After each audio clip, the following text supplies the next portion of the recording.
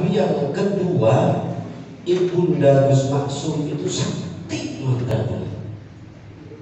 Jadi kalau santri kamar santri laki yang paling ujung dulu itu namanya kebun debu.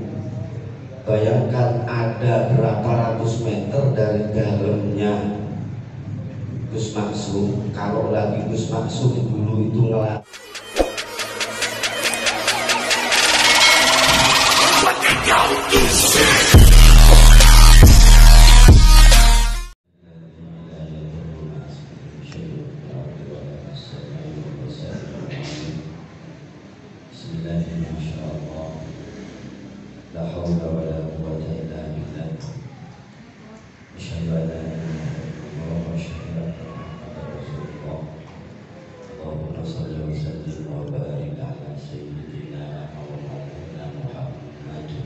Allahumma shalli wa sallim wa barik alaihi.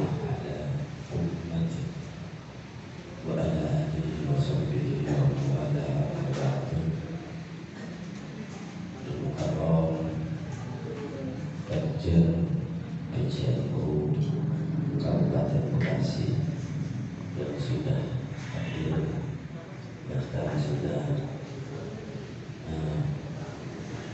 mengisi sebagai orang tua dari anak-anak Bandung atau penduduk pada usaha Kiai Syahid,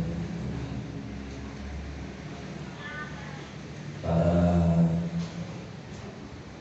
pendekar, para sahabat pakar dosa yang sangat kami banggakan dan khusus Ketua Pakar Dosa Kabupaten Bekasi Bapak Muhammad Yasin Al-Jawi, bukan orang Irak, Al-Jawi, Al-Jawi. Pertama-tama mari kita panjatkan puji syukur kita kehadirat Allah Subhanahu wa Ta'ala, yang mana Allah Subhanahu wa Ta'ala telah melimpahkan ribuan nikmat kepada kita sekalian, utamanya nikmat iman wal Islam wa taufiqihi. Salawat beserta salam mudah-mudahan tetap tercurahkan kepada junjungan kita Nabi Muhammad sallallahu alaihi wasallam, Nabi akhir zaman, Nabi yang sangat mencintai umatnya ila yaumil qiyamah, Nabi yang menginginkan seluruh umatnya agar bisa masuk surganya Allah Subhanahu wa Ta'ala. Mudah-mudahan kita semua diakui sebagai umat yang sehingga telah kita mendapatkan syafaatul uzma dari baginda Nabi Muhammad sallallahu alaihi wasallam. Selamat datang Pak Yusuf, sudah hadir.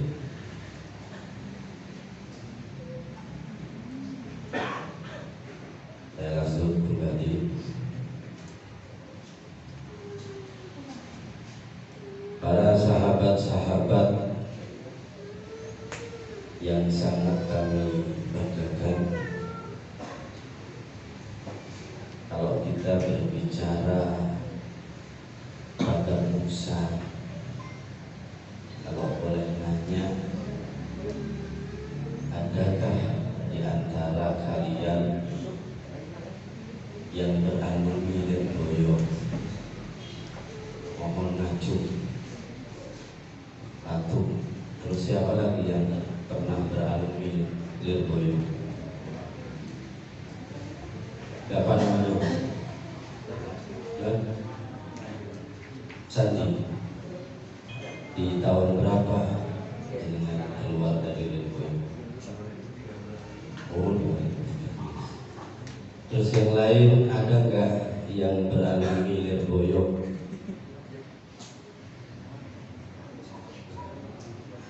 Para sahabat-sahabat, kenapa saya nanya? alumni Lirboyo kebetulan, dan mudah-mudahan saya juga diakui sebagai santri Lirboyo, karena saya pernah pesantren di Lirboyo sekalipun menjadi tukang gorengnya maksah. Maksah itu paham nggak sahabat-sahabat? Maksah itu adalah ibunda dari pendiri Pagar Nusa. Maksah itu adalah ibu daripada Kiai Haji Maksud Johari, istri daripada Kiai Johari.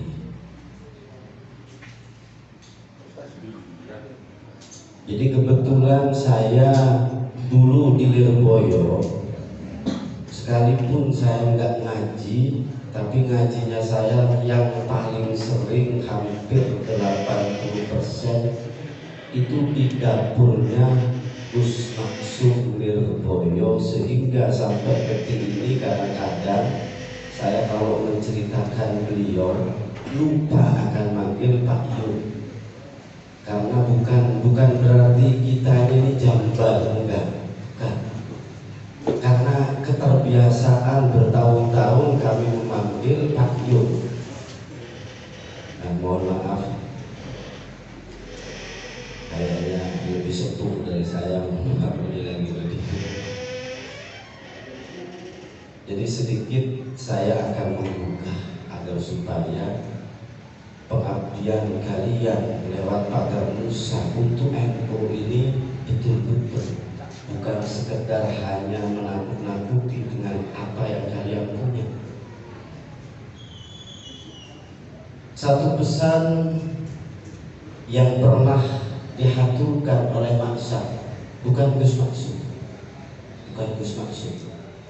Gus Maksum itu orang yang ditakuti di kalangan kiai, tapi beliau sangat takut dengan ibundanya. Satu ya karena memang ibu, tapi yang kedua ibunda Gus Maksum itu sakti mantranya. Jadi kalau santri kamar santri laki yang paling ujung dulu itu namanya kebun debu. Bayangkan ada berapa ratus meter dari dalamnya Gus Maksum. Kalau lagi Gus Maksum dulu itu ngelatih marah, beliau mencolot, bahasa Jawanya ya, ini bahasa Inggris saja. Jadi mencolot mulai teko daleme Gus Maksum sampai ini kolam lele bumi waduh. Jadi sehingga banyak kiai-kiai bahkan bukan sekedar Kediri, bahkan sampai ke Probolinggo, ke Pasuruan, sampai ke Banyuwangi, sing sakti ini ibunda Gus Maksum. Sehingga ketika beliau pernah kena musibah disihir, ratusan orang yang nyihir, yang ngobatin itu ibunya dengan bahasa yang mungkin kurang lebihnya seperti makanya suruh ya ngomong bocor biar yang memiliki. Kenapa saya kok sampai sejauh itu menceritakan?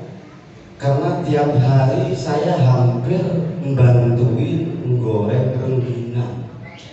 Jadi kalau boleh tahu, saya belum pernah belajar ke Gus Maksum tentang masalah silat Pagar Nusa, sehingga sampai detik ini belum pernah tahu salam Pagar Nusa kayak apa. Belum pernah tahu saya. Tapi tidak pernah, tapi suatu saat pernah kami diperintah oleh Gus Maksum ketika ada sebuah perkampungan namanya Niteh. Ini kalau orang Kediri tahu. Niteh itu punya satu pendekar. Dulu itu namanya tangan besi. Kalau Pak Yasin nggak buru-buru ke Tambun dulu kayaknya apa? Ya, tangan besi itu kalau mau tanding ke pentas ngetes dulu tangannya, kalau sudah masuk jebol baru naik. Nah, sesekalinya Gus Maksum Beliau memerintah Wani Pura. Saya dulu dipanggil Kardiman sama beliau. Jadi panggilan saya banyak, Kongkong, Kardiman, Ali, Ngas-Ngas. Ini panggilan julukan dari kiai atau guru-guru kami. Mampir Wani Pura, gila di perintah Ali Bayu belum Wani mah. Nah, untuk menumbangkan karena banyak santri yang tumbang dengan dia, dengan gagah karena diperintah guru, ya tumbanglah tangan besi dengan santri yang belum pernah belajar akan dosa.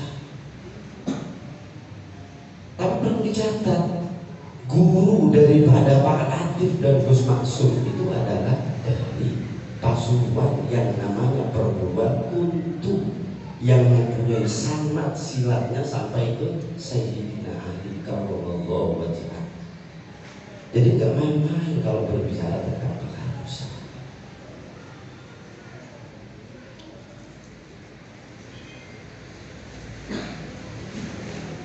Jadi sekalipun saya kemarin sempat suan sama Habib Dur ke Lirboyo, ke Habib ke Gus Bidin. Gus Bidin itu waktu itu beliau masih sanawi kelas 1. Jadi keponakan Gus Maksum itu ada Gus Bidin, ada Gus Arto, ada Gus Hariri, akhirnya Gus Hariri yang diambil anak itu semuanya dulu kalau belajar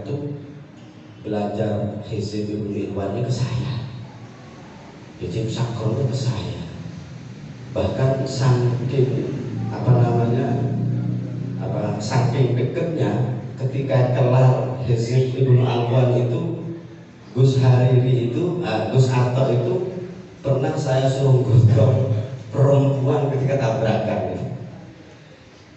Jadi ini bukan cuma sekedar cerita, saya ingin menarik agar supaya kecintaan panjenengan terhadap Pagar Nusa betul-betul. Jadi bukan cuma sekedar, lebih-lebih Pagar Nusa itu sudah masuk badan untuk ulama. Jadi jangan salah. Dan lagi perlu dicatat, ketika dulu PKI lagi ganas-ganasnya di Nganjuk, beliau Gus Maksum itu di usia 16 sampai 17, mulai dari 15, 16 sampai 17. Saya takut salah, 15 apa 16 atau 17. Beliau itu sudah memimpin ketua Ansor.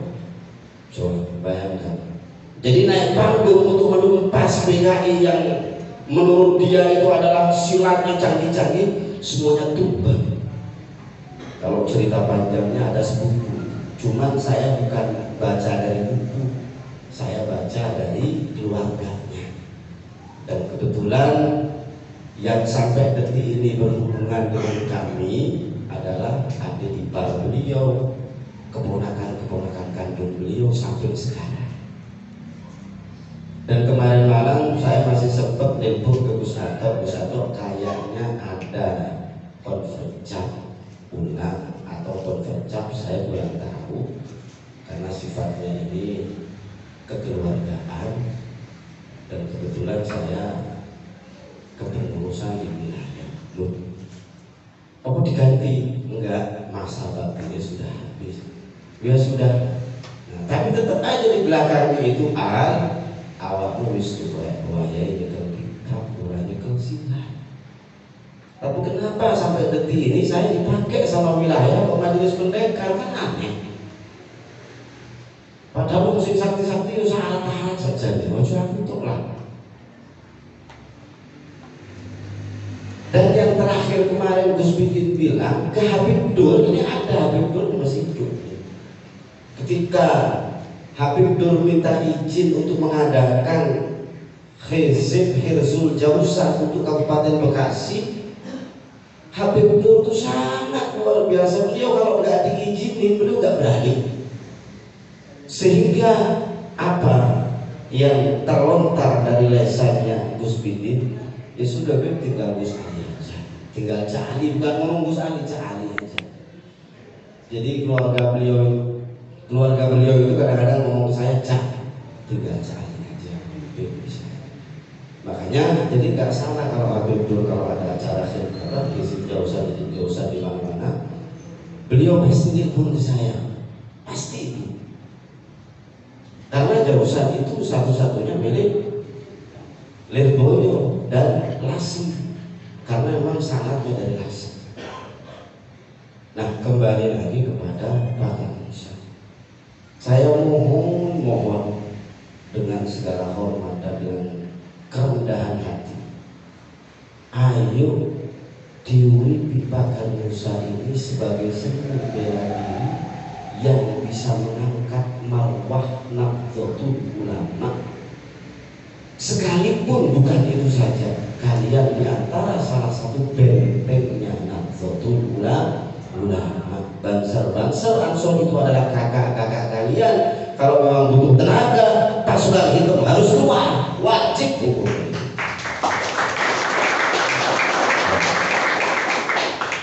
Perlu diingat kemarin ketika ada demo kalimat tauhid, saya karena dapat perintah dari wilayah, Gus bisa dicek dulu sebelum sebelum aksi.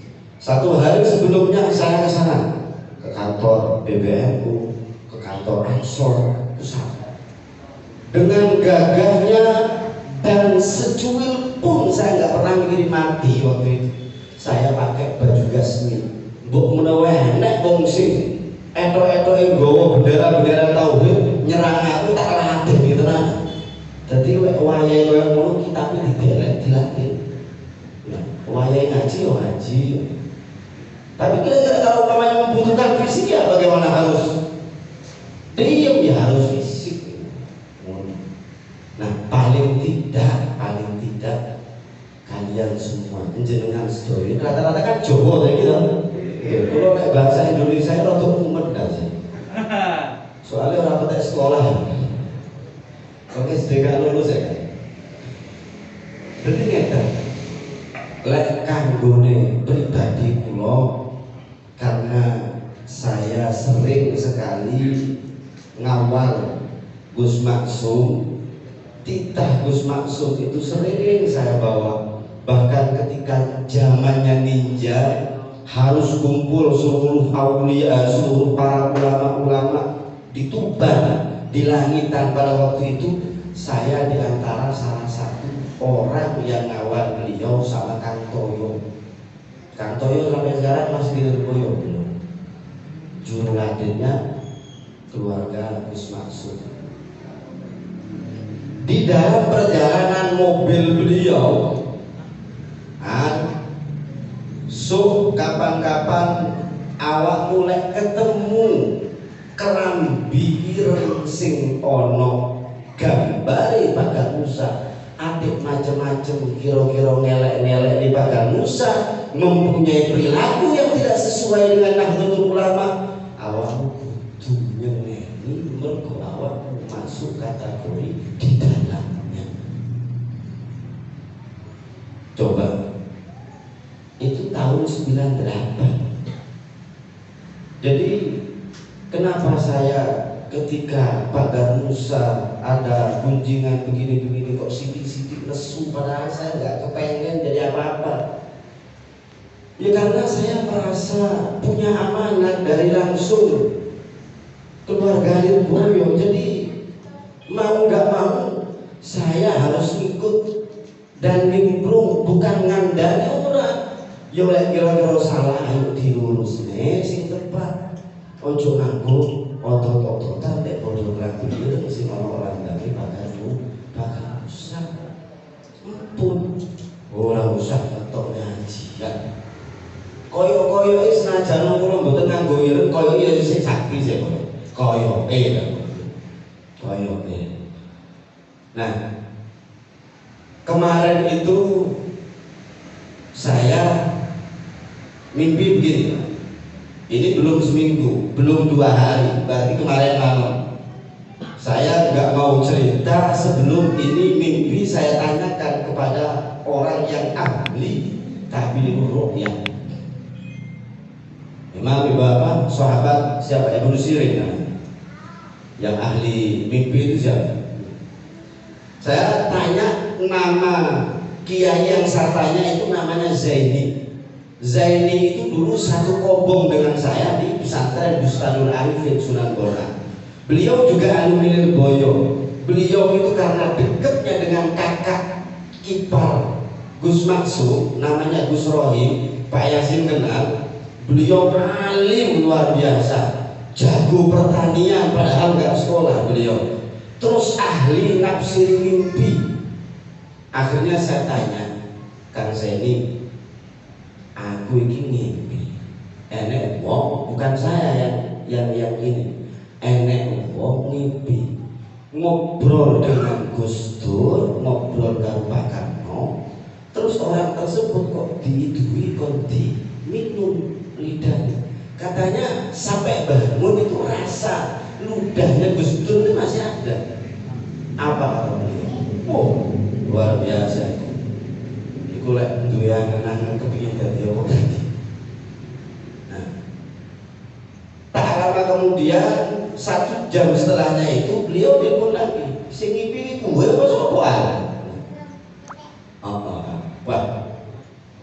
Nah, padahal saya cuma sekedar satu keinginan saya ketika waktu itu saya mau tidur.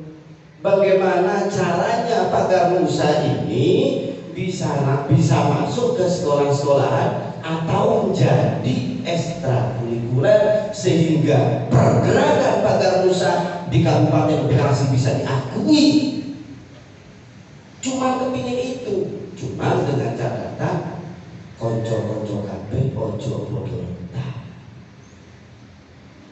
Konco-konco kabeh jangan sampai letak. Lek salah mah wajar kan niki jenenge menungso. Salah ini wajar. Sampai duduk malaikat Jibril, duduk malaikat Jibril. Wong sing apik iku wong sing ngaturi kesalahane. Salah wajar dikandani, orang kalau ya ditinggal gak apa. Ojo dibenci, apapun bentuknya itu sahabat dan saudara kalian. Kadang-kadang benci terhadap satu orang bisa saja dilewatin atau apa. Jadi merasa begini, sudah nggak usah. Jenengan kabeh ini anak Nahdlatul Ulama. Ini Kabupaten Bekasi ini luas banget, jutaan warga ini. Kalau saya cuma sekedar melihat segelintir ini, emangnya mau NU ini nggak ono di Kabupaten Bekasi? Apa nggak seneng delok Pak Garmusa? Apa nggak seneng delok Ansor? Apa nggak seneng delok atribut NU? Kudune ini seneng kalau ngerasain ojo malah dibenci. Nah ini yang terakhir ini. Kalau memang jenengan kepingin ngabdi di Nahdlatul Ulama, tidak harus berada di struktur kepengurusan. Ya, sekali lagi kalau kalian kepingin ngabdi terhadap Nahdlatul Ulama, tidak harus di struktur. Ya, saya enggak jadi apa-apa. Dari dulu saya tetap selalu mengibarkan bendera Nahdlatul Ulama di perumahan saya. Sampai-sampai pada waktu itu saya didatangi Intel acara Haflatul Imtihan di perumahan Mustika Wanasari Al-Banjiri. Saya pinjem bendera NU, tulisannya cakung. Lah karena nggak ada lagi bendera coba. Begitu saya pasang ditanya, saya pasang mana? Izin ke siapa pasang bendera? Nah, bendera ini kan lambang kebanggaan saya. Dan saya orang Nahdliyin. Ini Intel kan? Intel. Satu datang. Saya nggak tahu ini atas perintah siapa, nggak tahu saya. Tapi sejengkal pun saya nggak pernah mundur. Sekalipun adu fisik nanti sama Intel. Ini pengalaman saya. Makanya teman-teman di Cibitung ini sudah biasa. Adu argumen itu sudah biasa. Benderanya bendera cakung. Kalau no Kabupaten sekarang ada dalam belakang. Takut dia jempol. Kepingin ngibar bendera NU sampai jalan kaki, heran. Lebih. Aduh, saya dari intan begini, Pak. Ini izin sama sudah. Apa salahnya saya masang bendera NU di rumah-rumah saya, di masjid-masjid saya? Warga tidak ada yang protes. Emang pernah nggak bendera NU itu merugikan Bapak? Kok bisa disuruh nyopot? Tapi kalau Bapak mau nyopot lagi ke bawah, nyawa saya taruhannya Pak. Wah nggak begitu ya? Lah ya, jangan dicopot karena besok acara saya besok. Jadi acara besok dipasang sekarang. Yang termasuk di antara salah satu ketua PHC Cibitung itu yang suruh. Itu banyak, ya, sampai ke jalan itu. Nah, tapi ujung-ujungnya juga ketemu. Toh sekalipun tidak harus marah, apapun bentuknya itu adalah kesalahpahaman. Nah, makanya sekarang kan sudah banyak tuh bendera-bendera NU Kabupaten Bekasi. Nah, mumpung sekarang ini adalah orang tua kita sudah tertata rapi, kita sebagai badan otonom, maka kita setidaknya harus memekarkan saya seluruh kabupaten. Saya kepengen minimal 2 tahun dari sekarang Kabupaten Bekasi sudah memiliki pendekar 5.000 pendekar. Ya. Tapi jangan Pak Yasin suruh latih. Ini 2 menit, semenit tidak on ya, udah off ya. Jadi kemarin ini bercanda ini ya. Ini soalnya kan nggak ada lagi nih. Ini notes yang ditunggu lagi siapa ya? Oh sudah. Nah, ini terakhir. Kemarin tuh saya ke Yampi melihat kenaikan pangkat. Saya sebenarnya belum pernah tahu itu kenaikan pangkat itu kayak apa. Ini saya terus terang aja. Kenaikan pangkat itu nggak pernah tahu saya. Baru kemarin ke Pak Yasin. Jadi saya sedikit kepingin memperagakan satu jurus yang mana beliau Gus Maksum belum pernah mengajarkan jurus ini. Nah, Pak Yasin saya lihat ini zaman badannya orang gede Pak Yasin. Ini paling setengah menit misalkan off ini. Ternyata benar itu. Nah, badan saya jalannya masih geor-geor, kayaknya masih 2 menit sampai 5 menit masih tangguh kayak saya. Terus begitu saya peragakan, terus wah ini belum pernah terus diajarin kayak gini. Iya, Pak Latif juga belum.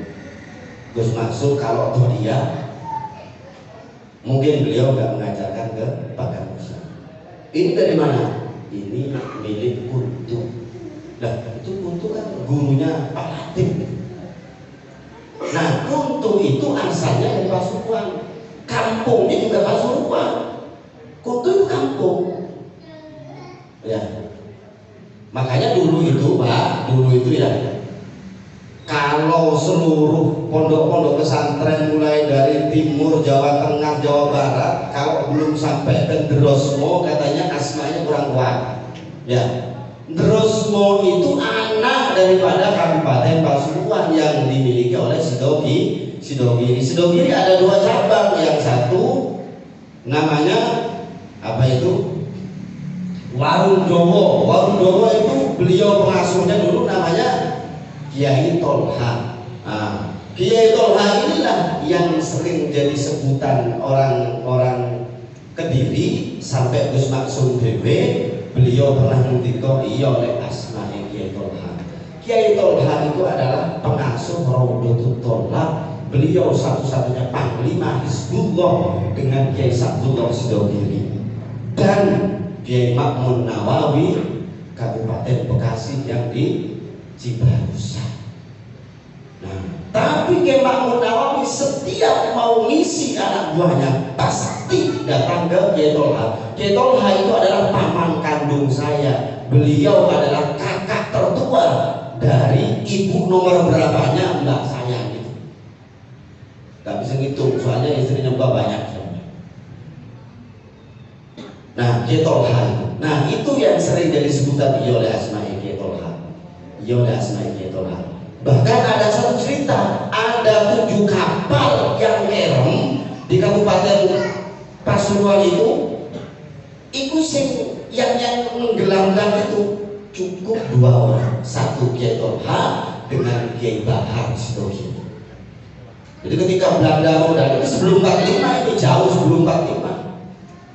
Nah, ini yang dikejar oleh Gus Maksum Lirboyo sehingga semua dan seluruh asmanya tertuang sama Gus Maksum. Konon di antara salah satu yang melarang untuk dipotong rambutnya Gus Maksum diantaranya adalah Kiai Tolha. Jadi sopo-sopo sing motong rambutmu konicin aku. Saya dulu gondrong, cuman gondrongnya saya bukan saya pengen gondrong, enggak. Saya diperintah oleh Kiai Mahrus Termas. Saya dulu pernah diperintah oleh Kiai Mahrus Termas. Begitu saya keluar dari Lirboyo, dari Kediri 99, saya pesantren ke Abu Yadim Yati, nyampe di sana nggak dipotong, saya suruh pulang potong. Nanti bang tukang cukur kan akhir aja dengan Banten. Kenapa saya harus suruh pulang? Beliau takdirnya luar biasa. Karena apa? Karena Gus Mahrus Termas ini masih cucunya Syekh Mahfud Abdul Musi, sohibul kitab Warokot. Nah, jadi kalau orang-orang tua dulu, jadi nggak bohong ya. Jadi si Andrea ini kembali lagi para sahabat-sahabat pendekar, sekali lagi sampean harus bangga menjadi Pagar Nusa, karena di luar sana banyak orang-orang yang ikut yang nggak suka terhadap Pagar Nusa. Padahal Pagar Nusa ini yakinlah kalian ini adalah di antara salah satu badan otonom yang didoakan, yang didirikan oleh kiai-kiai sepuh. Mudah-mudahan kalian semua dan kita juga kelak di bawah benderanya Mbah Hasyim Asy'ari. Amin amin ya robbal alamin. Niki sing paling terakhir, kok andaikan wonten Gus Maksum, niki pasti beliau ngomong atus ngeten. Lenek Pagar Nusa sing ora gelem tunduk ning Kyai golek pendekar liya. Lha ana Pagar Nusa sing ora gelem ngaji, ora gelem tunduk, ora gelem melu-melu apa sing dadi amalia iku metu to Pagar Nusa. Dan beliau tidak pernah menyatakan silat opo wae yang kalian punya, entah itu dari mbahnya atau perguruan mana, tapi kalau mengabdi terhadap Pagar Nusa dan NU maka harus ikuti amaliyah Nahdlatul Ulama. Mungkin itu pesan terakhir dari Gus Maksum, bukan dari saya dari Gus Maksum. Ini soheh tanpa ada tedeng aling-aling, karena saya sama dengan kalian semua. Mudah-mudahan kita semua selalu mendapatkan keberkahan sampai pada akhir hayat nanti. Amin amin ya robbal alamin. Mungkin cukup dagelan saya yang di atas ini yang kurang bermutu karena saya nggak sekolah. Mohon maaf atas segala kekurangan kekhilafan di dalam bahasa, bicara, perilaku kurang sopan. Kula nyuwun agung pangapunten. Hadanallahu wa iyyakum wallahu muwaffiq ila aqwamit thoriq. Wassalamualaikum warahmatullahi wabarakatuh. Waalaikumsalam.